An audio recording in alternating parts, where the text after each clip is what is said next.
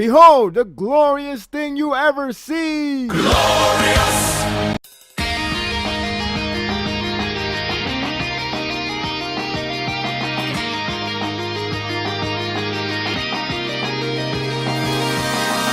This is going downhill for CCG and possibly with GOAT as well. It almost feels like we're in the last arc of Red. That's just me, since it feels like the next arc will be an all-out war. Sounds familiar? Well, it's early to say, but it's easy to say that this chapter is building up to the absolute massacre that is now leading to a possible huge turn of event. The chapter continues with Furuta and his first day as the chief bureau of CCG. The atmosphere reminisces to Adolf Hitler's moment of tyrant. It's highly motivating for their people, but outside of it, it reeks horror inbound. It was funny from watching Furuta being a clown at his own introduction, but God, as unpredictable he is, he drastically changes his tone to a more tyrant and corrupted being he always been. It's fearsome to know that he knows how to engage his audience as well as manipulate their mentality. As of now, CCG is in an awful position. They are beyond comprehension to think everything will be fine. Ghoul has been painted as demons or any name that is associated with evil. CCG needs an uplifting moment, so Furuta brings it in. We got new characters, though it is more on the line of super soldiers named All Guy is the enhanced level of Q Squad, if you can call it that. It has a nice inserted reason on why they kept it as a secret, as well as why they produced more of his project. Sadly, you can technically thank Uri for them to create more, to the point they are not even human. He did make it possible that the project is a great success.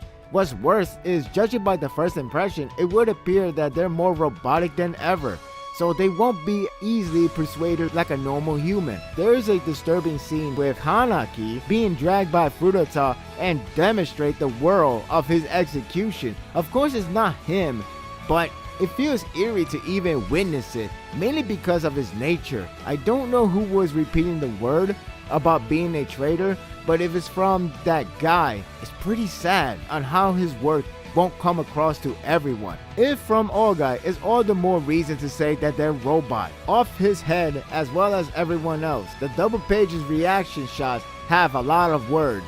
As I said before about compared to Hitler, the end piece has about everyone, save from the obvious one, cheering with massive joy. Furuta is a clever bastard that knows how to encourage everyone at the perfect time. Uri's thoughts of everything said the same thing as I thought. CCG was done for. It's clearly a shell of a former self. What's worse is that there are other groups that are still lurking around, so we are far from over. We don't even know V's agenda at this point. They killed Washu clan, who has CCG in command, so what gives? I thought they want order. I still don't know what Furuta has in mind, but it's obvious that he's a smart bastard. Even so, it's still sad to see CCG to go this low. They feel like they are the shit now.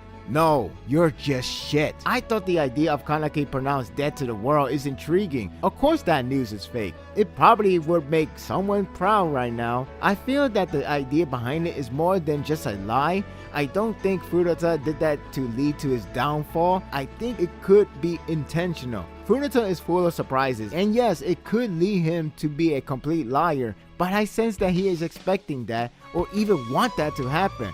It's as if to say, Kaneki may be the one to get caught in a trap. Something about it feels easy. It is true that a ghoul telling the news don't have credibility, as is established well enough that no one will buy it. It's equivalent to a dead man reporting. Who can take it serious? That is another problem for them to exploit the liar that Furuta is. Still, I don't know. I feel like it's setting up something that only acts for the worst. It feels like bait. One of the more intriguing moments is between Takizawa and Kaneki, something that I never imagined at all. This conversation has a sense of true connection, and you can tell that they're not that far apart from each other. They're practically similar, even if one is more outspoken than other. I think it's important to keep in mind about the scene with Takizawa telling him that his goal may not be what he truly desired, which Kaneki respond with a smile that most likely say, You got me. You can read me very good. I don't know how significant it is, but that's a pretty telling moment that sheds some light on him. I do think he's more towards on just living the life, not really going out of his way to change the world. I mean, if he can, then more power to him. But perhaps he just wants to live on and see where it leads him to. The best part is the chain scene. I was hoping that part was coming into play, and it came in an appropriate time. I thought it was aiming for Kaneki to have a reason to talk to Aomon, but instead he gives it back to Takizawa.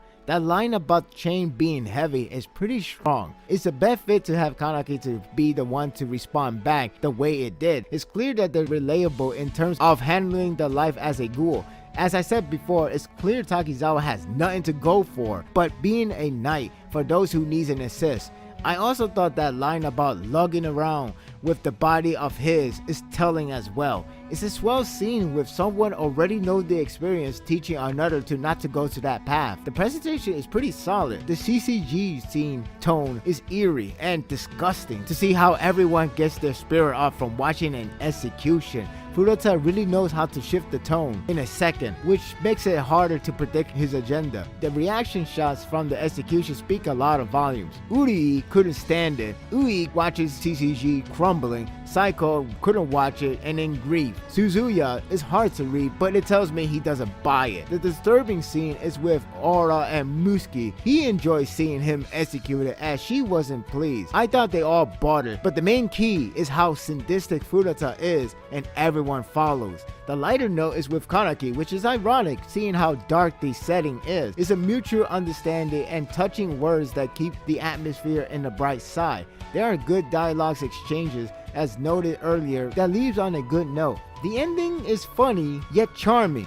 At long last, the greatest character has made a return. That cat in all of his glorious fashion. Ishida did that on purpose. I just know it. But it's great. Oh, and Ama is there too to share the spotlight. He's still there. But seriously, Ama and Akira's are finally going to have a talk.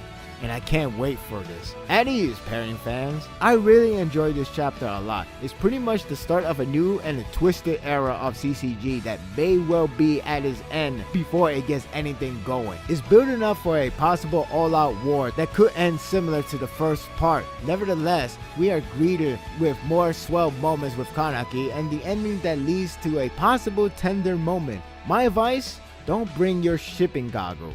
You could get overdosed. I'm giving this chapter a 9.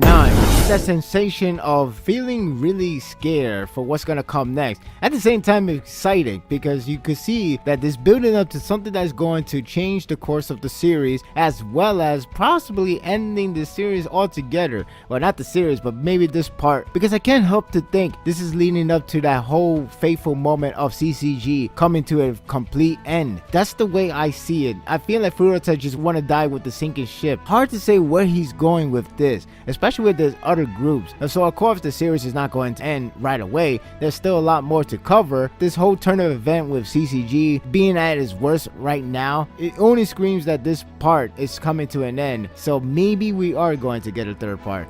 But I guess there's a lot to explain for another time. What are your thoughts of this chapter? What do you expect to see come out of the conversation between Aomon and Akira? I know a lot of people are thinking like a lot of pairing moments and stuff like that, but I just want to see them to reconnect together ever since they had split up from the first part. So now it's time to have a normal, decent conversation. This could lead to a great development between the two. Maybe Takizawa will come in at some point. All I wanted to see is them recuperating each other. Even if it doesn't end with love, I just wanted to see them get back together. And that will do it for today's review. I hope you enjoyed this one. If you like this and want more of this, subscribe to my channel and my world will be yours to stay. Until next time, take care.